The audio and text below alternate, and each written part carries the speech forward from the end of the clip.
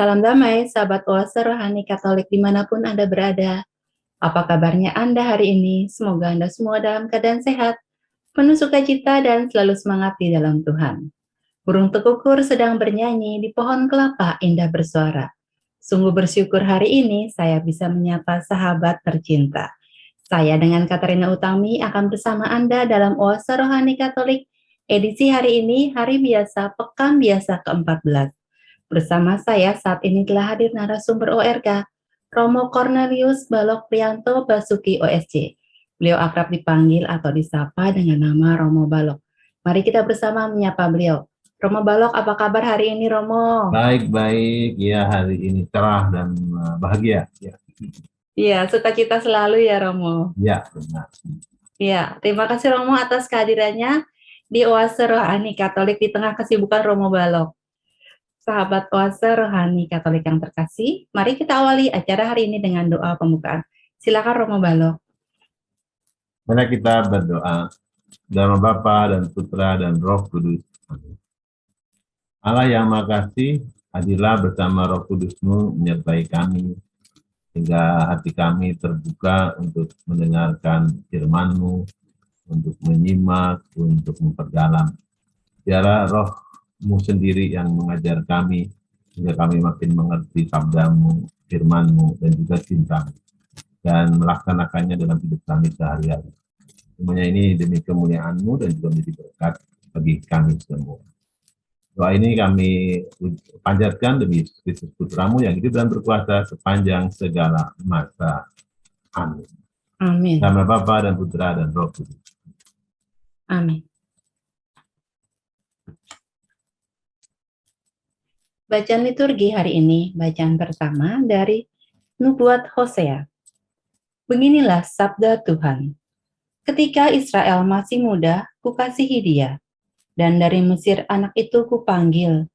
Akulah yang mengajar Efraim berjalan, dan mengangkatnya di tanganku. Tetapi mereka tidak mau insaf bahwa aku menyembuhkan mereka. Aku menarik mereka dengan tali kesetiaan, dengan ikatan kasih. Bagi mereka, aku seperti orang yang mengangkat kekang dari rahang mereka, yang membungkuk di hadapan mereka untuk memberi makan.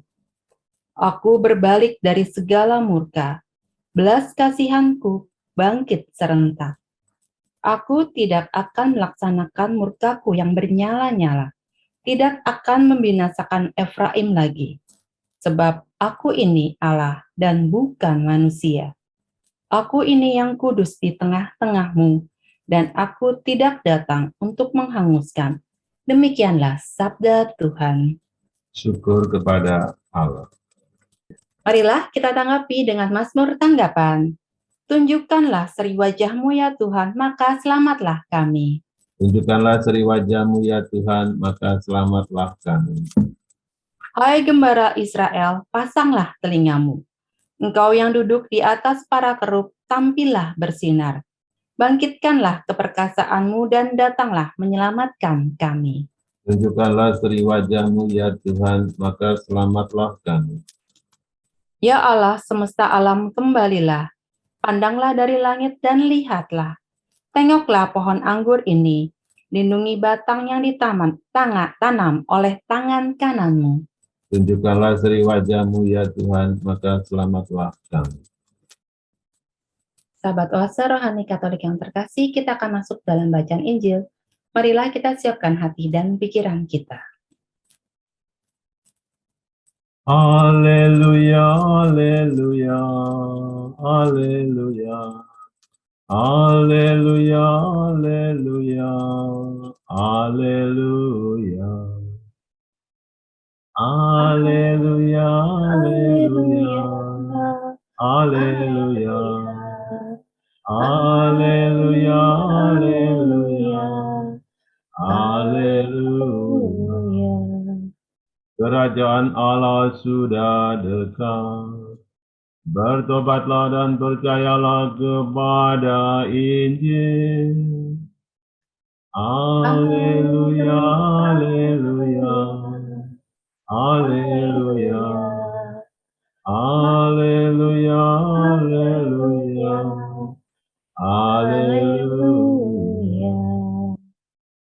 Tuhan bersamamu. dan bersama rohmu.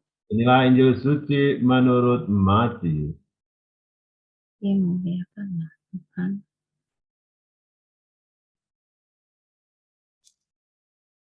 Pada waktu itu Yesus bersabda kepada ke-12 muridnya, "Pergilah dan wartakanlah, kerajaan surga sudah dekat.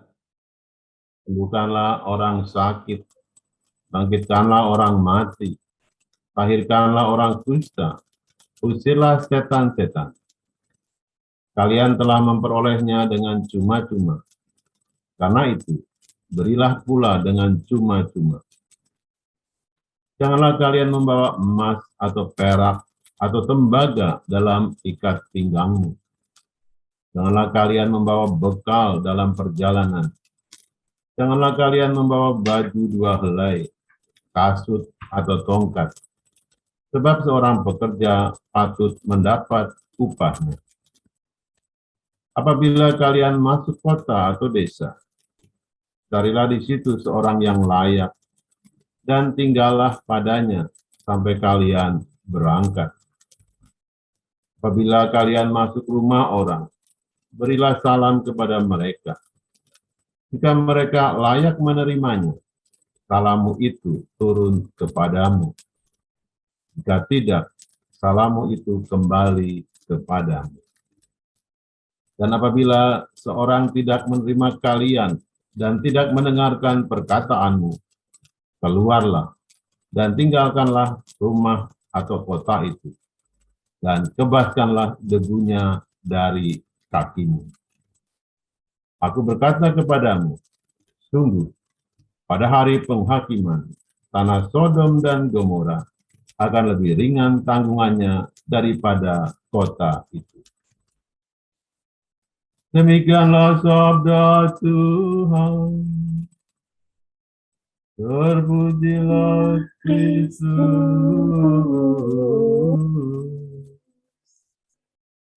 Sahabat Oase Rohani Katolik yang terkasih, kita akan masuk dalam permenungan sesi yang pertama. Romo Balok dalam sesi yang pertama ini, Romo, dari kitab Nubuat Nabi Hosea, Romo.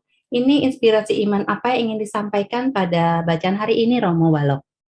Ya, itu bahwa Allah yang memilih, mengasuh, dan mendidik umatnya, umat Israel, ya, umat pilihan. Kendati biarpun begitu, ternyata umat Israel itu tidak setia, yang merupakan Allah, ya, dengan berbuat jahat, tidak setia. Ya. Tapi hebatnya Allah tetap mengasihi mereka, ya, mencintai mereka, menjaga mereka. Allah itu mendahului belas kasihnya, ya, daripada murkanya, ya, daripada kemarahannya. Sebab sebetulnya identitas Allah sendiri adalah Allah yang Maha Kasih. Allah itu kasih. Dia adalah Allah dan bukan manusia. Ya. Kalau kita manusia itu selalu penuh emosi, ya. Kalau kejahatan mungkin dibalas dengan kejahatan, nah, kalau Allah itu lebih mendahulukan belas kasih. Jadi Allah itu kudus, maka dia ingin menguduskan manusia, ingin menyelamatkan manusia. Itu dari intinya dari bacaan. Ya, Romo. Dari bacaan pertama. Ya, tadi Romo Balok katakan bahwa Allah penuh kasih, Romo, ya. Jadi Allah lebih mementingkan kasih, ya, Romo. Kita sebagai manusia ini kadang-kadang, Romo, juga tidak lepas, ya, Romo, bahwa dendam itu masih ada, Romo, sepertinya. Bahwa ketika ada orang, sebut saja dalam keluarga, Romo, itu bukan kasih yang ditonjolkan, tapi berbeda dari Allah, Romo. Nah, Romo, ini bagaimana caranya kita, Romo, di dalam, contohnya dalam keluarga yang terkecil saja, Romo, di dalam lingkungan kita, dalam keluarga kita, bagaimana caranya supaya kita ini bisa mencontoh Allah, Romo? Ya, mendahulukan kasih, ya. Memang dalam keluarga, dalam relasi kakak adik itu, ya, kalau saling mencintai, mengasihi itu bagus. Tapi kadang-kadang juga ada percik-percik perbedaan, perselisihan. Tapi bagaimana tetap mengutamakan kasih, ya, damai daripada hanya mementingkan ego sendiri, ya, sehingga sering bertengkar, sering berselisih. Nah, Kita sebagai anak-anak Allah, sebagai pengikut Kristus, ya ajaran Kristus itu harus diwujudkan. Kasihilah sesamamu manusia seperti dirimu sendiri, bahkan kasihilah musuh-musuhmu. Nah, itu bukan hanya ajaran, tapi juga diwujudkan. Lebih-lebih dalam keluarga. Ya. Karena kalau keluarga kita itu utuh, bahagia, berrukun, ya kita sendiri yang menerima buahnya gitu bukan orang lain. Ya. Jadi diusahakanlah sesulit apapun, bertengkar apapun, tapi ujungnya harus kembali damai, saling mengampuni. Ya itulah murid-murid Kristus. Sehingga doa Bapa kami, ampunilah kesalahan kami seperti kami mengampuni kesalahan orang lain juga diwujudkan. Ya. Jadi memang sesulit apapun dalam hidup rumah tangga atau berkeluarga atau perselisihan antara kakak adik itu harus diselesaikan dengan baik. Buat kita ini adalah murid-murid Kristus yang mendahulukan damai sejahtera daripada perselisihan dan permusuhan. Itu. Ya, terima kasih Romo Balok. Tadi yang dibaca Romo ada kata-kata Allah bahwa sebab aku ini Allah dan bukan manusia, aku ini yang kudus di tengah-tengahmu dan aku tidak datang untuk menghanguskan. Jadi ini Romo sepertinya Allah ini datang itu untuk memberikan damai bagi manusia ini ya Romo. Ya, memang jadi Allah itu karena identitas Allah itu adalah kasih, ya Allah itu adalah kasih dan dia ingin mewujudkan kasih itu ya. Dia lebih menekankan belas kasihan daripada murkanya ya, daripada kemarahannya. Ya, itu dibuktikan dengan Tuhan Yesus ya. Tuhan Yesus adalah wujud dari kasih Allah sendiri, Allah Bapa, sehingga dia datang ke dunia tidak untuk menghukum tapi untuk memberikan kasihnya. Bahkan kasihnya sampai sehabis-habisnya mati di kayu salib. Ya. Juga sebelum itu ya diwujudkan juga dengan para nabi ya. Para nabi juga mewartakan kasih Allah itu ya, identitas Allah itu sudah diwartakan oleh para nabi ya. Bahkan berarti memang dalam perjanjian lama itu ada hukuman ya, seperti umat Israel yang tidak taat dihukum, perjalanan mereka dari Mesir ke tanah terjanji itu memang tidak luput dari mereka berbuat salah, berbuat dosa, dihukum oleh Tuhan ya, dengan arti ular atau segala macam kesulitan, tapi pada akhirnya tetap ditolong gitu, karena Allah itu tetap cinta sayang pada umat pilihan. Itu. Ya Romo, Romo Balok ada yang ingin disampaikan lagi Romo dalam sesi yang pertama ini terkait dari bacaan kita yang pertama Romo. Ya, pada intinya itu ya bahwa kita ini harus sadar bahwa seperti juga Allah itu memilih umat Israel, seperti juga Allah telah memilih kita ya. Bahkan di dalam bacaan Nabi, Allah telah memilih kita sejak kita dalam kandungan ibu kita ya. Sejak kita masih kecil ya, Allah sudah memilih kita, menguduskan kita, lalu dipilih untuk apa? Untuk diutus mewartakan kasihnya, cintanya ya. Sehingga kebaikan Allah itu terwujud nyata dalam dunia. Nah, kita memang diminta untuk setia, gitu ya. Bangsa Israel itu jatuh dalam dosa karena ketidaksetiaan. Tapi ya, kita sebagai murid-murid Kristus itu harus setia, ya, seperti juga Allah setia. Ya. Dan kita belajar dari kasih Allah sendiri. Nah, Allah itu adalah kasih, ya, dia mendahulukan kasihnya daripada murkanya. Kita juga lebih mendahulukan kasih kita, cinta kita, ya, kepada sesama, ya. Sehingga wujud belas kasih Allah, cinta Allah itu ada dalam diri kita dan kita wujudkan kepada sesama. Itu. Ya Romo, terima kasih Romo untuk permenungannya di sesi yang pertama ini. Sahabat Oase Rohani Katolik yang terkasih, kita akan lanjutkan di sesi yang kedua, tetaplah di tempat Anda.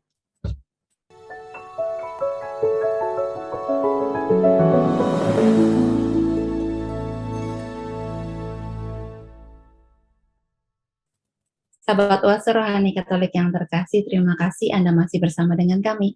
Oase Rohani Katolik sesi yang kedua, masih bersama dengan Romo Balok dan saya Katrina Utami. Bagi Anda yang ingin menyampaikan saran atau Anda ingin sharing iman, Anda dapat langsung menghubungi alamat email kami orkaj2021@gmail.com atau Anda dapat langsung ke nomor telepon kami 0881 0251 33438. Sekarang mari kita lanjutkan renungan kita di sesi yang kedua ini. Nah Romo, dalam sesi yang kedua ini Romo, dari bacaan Injil apa yang ingin disampaikan kepada sahabat puasa rohani Katolik? Ya, baik. Sahabat rohani Katolik, apa yang dapat kita simak dan dari bacaan Injil yang tadi sudah dibacakan. Itu bahwa kalau Tuhan Yesus mengutus itu untuk apa, ya? Yaitu kita diminta untuk pergi dan mewartakan kerajaan Allah. Ya, kerajaan Allah itu sudah dekat, ya. Pada waktu Tuhan Yesus mengutus para murid, itu kerajaan Allah sudah dekat. Itu sebetulnya Tuhan Yesus sendiri yang sudah datang ke dunia, ya. Sebelum Tuhan Yesus pergi ke tempat-tempat di mana nanti dia akan pergi, dia mengutus para muridnya, gitu ya. Apa yang mesti kita wujudkan dalam perutusan? Dikatakan sembuhkanlah orang sakit, ya. Biasanya kalau para murid diutus itu pasti diberi kuasa, ya, jadi tidak hanya disuruh pergi begitu saja, tapi juga diberi kuasa. Dengan kuasa Roh Allah, Roh Kudus, mereka bisa melakukan apa yang Tuhan Yesus mau, ya, dengan kuasa itu, ya. Sembuhkanlah orang sakit, ya. Bangkitkanlah orang mati, walaupun kebangkitan orang mati itu nanti ketika Tuhan Yesus sudah pergi, baru nanti Rasul Petrus bisa juga membangkitkan orang mati, ya.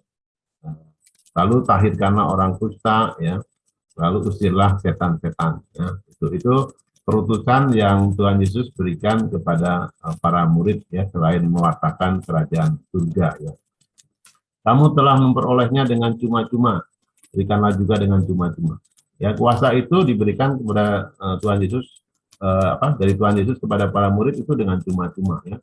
Tidak mesti harus membayar, tidak mesti harus apapun, ya, tapi sudah mereka diberi kuasa itu, ya. Kuasa menyembuhkan, kuasa mengajar, gitu, ya. Dan diberikan dengan cuma-cuma, makanya kita juga sebagai pengikut Kristus, ya, para murid juga itu memberikannya dengan cuma-cuma. Lalu dalam perutusan itu mereka jangan mengandalkan harta dunia. Maka dikatakan jangan kamu bawa emas, ya, perak, jangan memakai baju dua helai, untuk kasut atau apa, gitu, ya. Supaya apa? Andalannya itu khusus hanya kepada Allah, ya, bukan kepada harta benda, ya. Walaupun memang harta benda itu penting, ya, tapi bukan itu, ya. Yang diwartakan itu harusnya kerajaan surga, ya, dan kekuatannya berasal dari Tuhan sendiri, ya. Lalu jangan cemaskan penerimaan orang, ya. Orang mau menerima mau enggak terserah, ya. Tapi dikatakan ketika kamu memberikan salam, dan kalau mereka layak menerima salammu, tinggal dalam rumah itu. Kalau tidak, ya kamu pergi, gitu, ya. Nah, itu jadi jangan terpaku pada penerimaan orang, ya. Nah, kalau diterima syukur, kalau enggak juga enggak apa-apa, pergi saja ke tempat lain, ya. Andalkanlah Tuhan dalam perutusan ini, ya. Yang penting apa? Bahwa para murid, kita semua siap diutus. Supaya apa? Supaya pewartaan tentang kerajaan surga itu sampai kepada mereka, kepada orang-orang yang kita wartakan. Soal itu mereka diterima atau mereka menerima atau tidak, itu urusan mereka. Tapi ya diharapkan mereka juga menerima pewartaan tentang kerajaan surga supaya kita semua diselamatkan. Itu saja dari intinya, ya. Ya Romo, menarik tadi ya Romo katakan juga dalam bacaan Injil ini Romo katakan tadi dari kata-kata Yesus juga bahwa pergi dan wartakanlah kerajaan surga sudah dekat, Romo. Jadi dari 2000 tahun yang lalu sampai sekarang kerajaan surga sudah dekat. Ini artinya apa nih, Romo? Artinya bahwa perbuatan-perbuatan Allah itu sebenarnya tidak jauh dari kita, dan kita harus diwujudkan, gitu, ya. Kerajaan surga sudah dekat. Kalau zamannya Tuhan Yesus itu kerajaan surga sudah dekat, itu Tuhan Yesus sendiri simbol dari kerajaan surga. Ya, sudah dekat karena Tuhan Yesus itu hadir di dunia, gitu, ya, mewartakan kebaikan Tuhan. Dialah personifikasi Allah Bapa yang tidak kelihatan menjadi nampak di dunia. Nah, zaman sekarang itu setelah Tuhan Yesus naik ke surga, kan dia mengutus Roh Kudusnya. Dan Roh Kudus itu sampai sekarang menyertai kita, ya, walaupun kita tidak bisa melihatnya seperti dulu kalau para murid bisa melihat Tuhan Yesus, ya. Tapi Roh Kudus itu tapi selalu hadir, ya, hadir dalam karya-karya Allah, dalam kebaikan.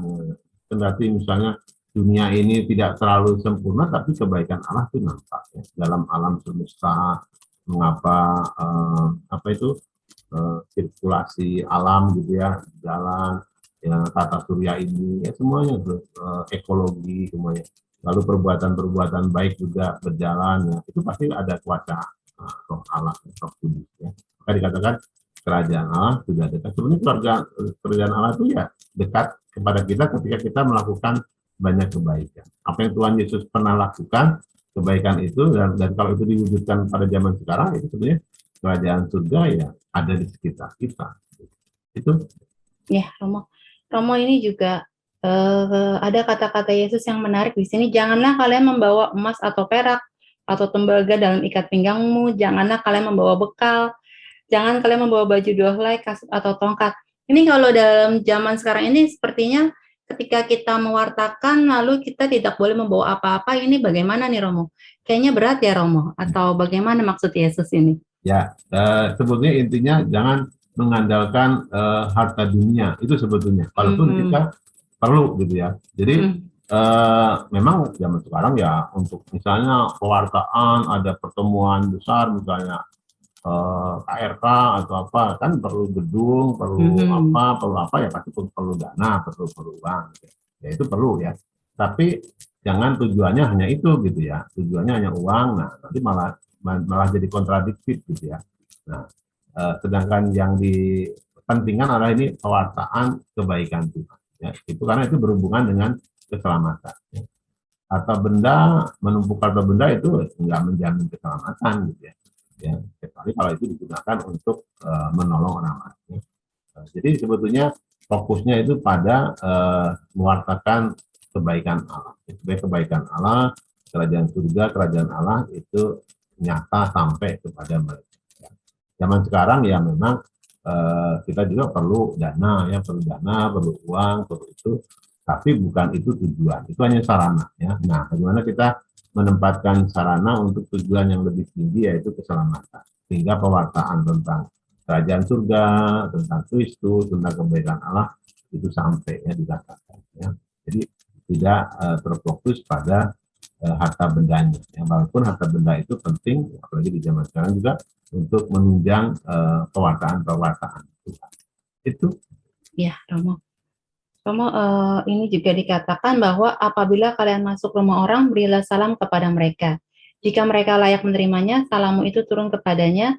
Jika tidak, salammu itu kembali kepadamu. Itu artinya bahwa ketika kita memberitakan Injil, ketika kita mewartakan, ketika kita ditolak, itu kita tidak boleh sakit hati gitu ya, Romo, sepertinya. Ya, benar. Jadi kalau kita mewartakan diutus oleh Tuhan Yesus kemana saja siap, ya. Kepada siapapun siap. Ya. Soal penerimaan itu urusan nomor 2 ya. Yang penting bahwa kalau Tuhan mengutus dimanapun, di suku apapun, daerah apapun kita siap ya. Nah, kalau kita diterima syukur ya. Kita menjadi berkenalan sama orang itu, kita bisa mewartakan dengan baik, kita diterima, boleh menginap, itu lebih nyaman ya, lebih gitu. Tapi kalau mereka sedih anti, nggak menerima ya sudah tidak apa-apa. Bahkan Tuhan Yesus mengatakan ya, kebaskanlah debu dari kakimu. Maksudnya apapun yang ada pada mereka ya sudah tinggalkan saja gitu ya.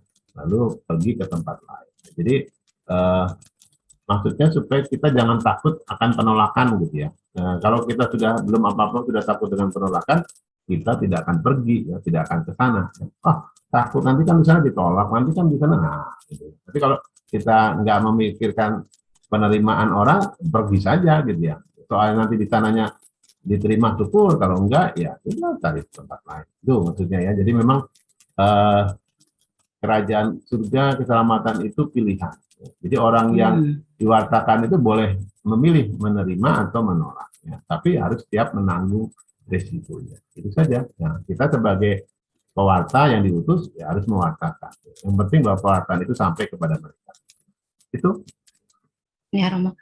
Jadi pewartaan ini Yesus mengutus kita semua yang telah diselamatkan ya Romo. Iya. Jadi kita semua yang yang mengenal Kristus dan diselamatkan itu mempunyai tugas perutusan untuk mewartakan sabda Kristus, Romo. Iya benar. Jadi setiap orang yang sudah dibaptis, sudah menerima krisma itu diutus ya untuk mewartakan keselamatan Tuhan. Apapun bentuknya ya. Jadi keselamatan itu tidak egois, bukan untuk diri kita sendiri, tapi juga untuk orang lain. Siapapun bisa menjadi utusan ya, siapa aja ya. Bisa suami, bisa istri, bisa anak, bisa karyawan, bisa bos di perusahaan, bisa siapapun, ketua lingkungan atau ketua seksi, Pak RK sendiri gitu ya, Komsos sendiri ya, itu diutus untuk mewartakan kerajaan surga, artinya mewartakan kebaikan Allah ya, kebaikan Allah supaya terjadi di dunia ini. Itu ya. Romo tadi menarik kata-kata Romo bahwa ketika kita mewartakan, ketika kita diutus untuk mewartakan, itu ada dua pilihan bagi orang yang mendengarkan pewartaan kita ya Romo. Dan itu adalah resiko yang mereka tanggung. Jadi ketika kita mewartakan itu tidak harus terjadi melulu bahwa diterima ya Romo. ya, memang begitu. Jadi kita sudah siap sedia. Makanya Tuhan Yesus itu selalu memberi bekal kepada para muridnya. Kita memberi bekal, memberitahu juga ya. Jadi kalau ketika mereka menghadapi situasi itu, mereka sudah tahu gitu. Oh, Tuhan saya sudah memberitahu ya. Ya, jadi memang manusia itu diberi kebebasan untuk mengikuti Tuhan atau menolak Tuhan, itu kebebasan. Tapi harus siap menanggung resiko. Kalau mengikuti Tuhan, taat pada Tuhan, upahnya itu, hadiahnya adalah keselamatan. Kalau menolak Tuhan, ya artinya binasa. Gitu. Nah, dan kita sebagai orang-orang yang diutus harus mewartakan kerajaan surga, wartaan dan kasih itu harus bahkan sampai ke ujung dunianya, ke ujung-ujung. Ujung dunia itu ya tempat-tempat terpencil, tempat-tempat desa-desa. Ya, saya pernah bertugas di Pulau Nias ya, daerah-daerah terpencil di paling barat kepulauan Indonesia. Ya. Itu ya, di sana 7 tahun ya, masuk ke desa, belajar bahasa. Itu artinya siap diutus mewartakan Kristus di mana saja, bahkan sampai ke tempat-tempat terpencil. Itu ya Romo. Menarik sekali nih Romo, permenungan kita menambah semangat jadinya Romo, bahwa ketika kita mewartakan itu kita tidak takut untuk ditolak ya Romo, karena sepertinya kita takut ketika kita misalnya ada teman atau ada di sekitar lingkungan kita itu, contoh kecilnya saja, mereka itu sekarang itu ketika ada misa offline mereka pun masih malas untuk misa Romo gitu. Jadi ketika kita ingin mengajak, sepertinya ada ketakutan untuk bagaimana nanti tanggapan orang gitu Romo. Ya. Nah, baik. Jadi itulah kesempatan ya. Jadi kalau orang sudah terlalu nyaman dengan misa online lalu malas misa offline, nah itulah tugas kita untuk membangkitkan kembali. Ayo, sekarang sudah COVID-nya sudah mulai mereda, ayo harus datang ke gereja, jangan lagi enak-enak di online gitu, cuma duduk di rumah ya, hanya ya. Jadi kita sendiri punya tugas ya untuk membangkitkan supaya umat kita yang sudah terlanjur terlena bubukan oleh online, nah, harus bisa kembali hadir tatap muka di gereja ya, bertemu sama Tuhan sendiri, menyambut tubuh itu. Ya Romo, ada kesimpulan yang ingin disampaikan dari permenungan yang Romo sampaikan hari ini Romo Balu? Ya, tadi ya dari bacaan yang pertama, kesimpulan darinya adalah Allah itu telah memilih kita ya, telah memilih kita. Kendati kita ini berbuat jahat, Allah tetap mengasihi kita ya. Allah itu adalah Allah kasih, sehingga dia lebih berbelas kasih daripada mendahulukan murkanya ya. Jadi kita bersyukur punya Allah seperti itu yang mengasihi kita sampai sehabis-habisnya, bahkan lewat Tuhan Yesus. Dari bacaan Injil, Tuhan sendiri ya mengutus kita. Tuhan Yesus mengutus kita untuk pergi ya, tidak hanya diam saja, pergi untuk mewartakan kerajaan surga, ya. Kasih Tuhan, mewartakan kebaikan Tuhan. Ya. Wujud-wujud yang bisa disampaikan apa? Sembuhkanlah orang sakit ya. Kalau kita, mungkin kalau kita nggak bisa, bukan dokter menyembuhkan sakit yang fisik, yang juga bisa sakit misalnya sakit hati gitu ya. Kalau orang sudah kita sakiti ya, kita harus berani minta maaf. Itu artinya menyembuhkan sakit hati orang ya. Itu diantaranya ya. Orang yang bangkitkan orang mati, orang yang patah semangat, sudah lesu, sudah nggak punya harapan, nah kita bangkitkan lagi semangatnya itu. Lalu orang yang kusta misalnya yang dalam hal tertentu punya penyakit yang tidak tersembuhkan, misalnya saja kanker ya, ya kita hibur, kita kuatkan sehingga dia punya semangat lagi ya. Lalu mengusir setan-setan ya, artinya ya kita harus mengusir kejahatan ya dari diri kita sendiri, sehingga kita juga bisa menularkan orang lain, juga bisa mengusir setan kejahatannya dari dirinya sendiri ya. Itu artinya bersama memupuk kebaikan ya, cinta kasih.